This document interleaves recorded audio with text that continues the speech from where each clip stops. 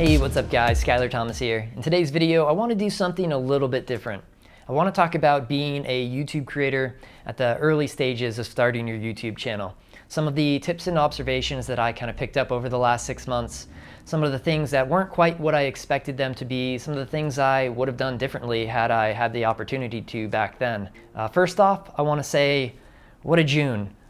This month I went from 400 subscribers to over 10,000. It's been crazy. It's been crazy having my email filled up with YouTube notifications of different people from all over the world commenting on the videos and connecting. It's been awesome to connect with all of you and to know that you're watching my videos and that you're getting something out of them. So I just want to say thank you so much. I don't take it for granted, and I appreciate every single one of you that watched the video, subscribed, liked, all that good stuff. So thank you so much. So with that being said, getting to 1,000 subscribers, what does that really mean? For me, that was a big goal because to me, getting to 1,000 subscribers meant, all right, you're going to be able to monetize. That's the threshold you need to get to, and you can be a part of the, partner program. And it made, something that I wanted to do to feel like a real YouTube creator.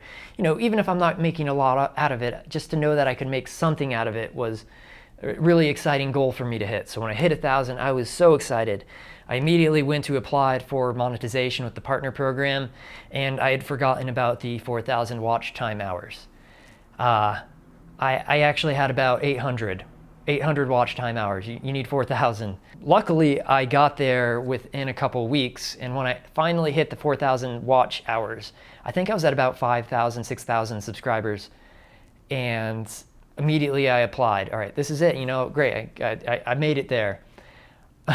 My channel's still under review. Apparently they're backlogged in YouTube, and it is what it is, it's probably not gonna happen to everybody that ends up getting to 1,000 subscribers, 4,000 watch hours, that they're gonna be backlogged for 3+ weeks. Curb your expectations immediately when you are thinking getting to 1,000 subscribers is gonna get you that magic monetization. Just know that there's other things involved, and it might not happen immediately, but you just have to be patient. So patience is key when it comes to starting a YouTube channel. So the first kind of tip and observation I have when you first start your channel is to be patient.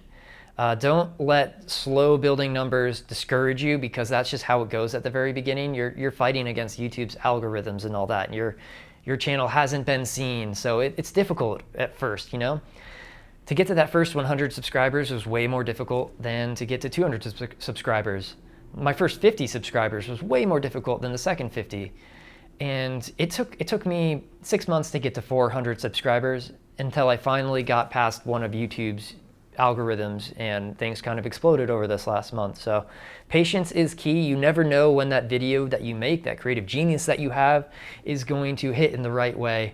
Just have patience, have faith, make videos because you love making them, and know that, it could hit for you. You could get past one of those algorithms. Which leads me into those first couple things that you can do to build your subscribers at first, which is, of course, letting your friends know that they can subscribe to you.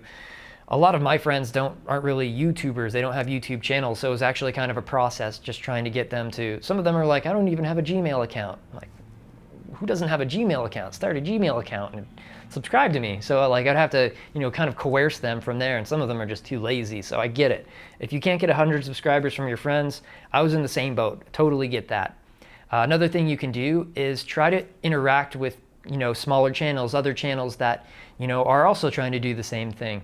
I never say ask for them to subscribe, to do a subscribe for subscribe, because then you're just building up a following of people that might not really just watch any of your videos.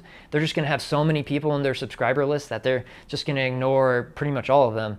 So interact with other channels, say, hey, what's up? I really like what you're doing. I'd love for you to check out my channel. And leave it up to them if they want to subscribe or not. It might not be up their alley, it might be, but as long as you're interacting with a lot of people, you're getting your name out there, and if people see, I look at a lot of people's channels that interact with me, and I subscribe to some of them too, especially if, I'm creating a conversation with them. So just interact with other channels that are smaller in scale, and you never know what could happen. It's not a bad thing to be doing. The next kind of tip and observation that I've kind of come across is just knowing what your channel's all about. As you're starting to build out your base content, that's another big thing for people. when they find one video of yours, they're often going to look at some of the other stuff that you're doing to kind of get a feel for what your channel's about and if it's something that would interest them to subscribe to your channel for more content. So if you understand what your channel's about as you're starting to create that base content, it's going to be super helpful for them to determine if they want to subscribe to your channel. Another tip and observation that I kind of came across was ask yourself the question of what is in it for the viewer? What's in it for the viewer that's going to make them subscribe? I think one of my first videos, I did like a day in the life, Colorado day in the life. I thought it was a lot of fun to make, and it got me up into the mountains, and I shot some pretty footage, but I passed it along to some friends, and one of them is like a really smart filmmaker, and he gave me some feedback that was basically, all right, what's in it for me? What are you giving me information? Is this strictly going to be entertainment for me? There's so many vloggers out there at this point that it almost comes across as white noise if you haven't given them some unique reason to subscribe to you. Is your style so unique and fun and creative that they want to see the next video? Or are you giving them information about a certain area or about lifestyle tips? Just ask yourself the question of what really is in it for the viewer, and be honest with yourself, because I think, once I realized that, I was kind of like, well, I never even thought of that. I just did it because it was fun to make. I assume everyone else would think it's fun too, which typically isn't the case. I think it's actually a good idea to ask yourself that question regardless of what you're creating, YouTube or films or commercials. You want to ask yourself, like, what's really in it for the viewer? Put yourself in the viewer's perspective rather than the creator's perspective, and I think it will totally help you. Next, know what you're dealing with. Know what the platform's about. You're putting content on a platform that is built upon algorithms that will put your content in front of more people based on these certain qualifications, and it's kind of out of your hands at a certain point. You're going to be judged on like to dislike ratio, how much of your video is actually watched. There's a lot of different factors that come into play. The more people engage with your video, the more YouTube's algorithms are going to see that and put it into more people's feeds. So another thing is, are you putting tags in your videos? How searchable are your videos? When I'm uploading a video, I'm using every single little phrase that I can think of that someone might think of that could possibly lead to my video, whether it's After Effects tutorials or green screen ideas, green screen tricks, green screen creative techniques. All these little key catchphrases I'm going to put into my tags just, to see if that's something that could be searchable with them. If you're not putting anything in your tags, for the most part, your videos aren't going to be that searchable. So make sure you're doing that when you're uploading. That's another thing that's going to be big when you're dealing with something that, isn't just about people sharing your video. It's about YouTube putting your video in front of people based on algorithms. That's a crazy thing to have to work with, but it's, it's technology at this point. So yeah, so those are kind of my tips and observations that I've come across over the last 6 months of growing my channel. And I'm still learning a lot too. I'm excited for when my channel actually can monetize and I can kind of show you that. Because I've always kind of wondered, like, what do small YouTubers actually make?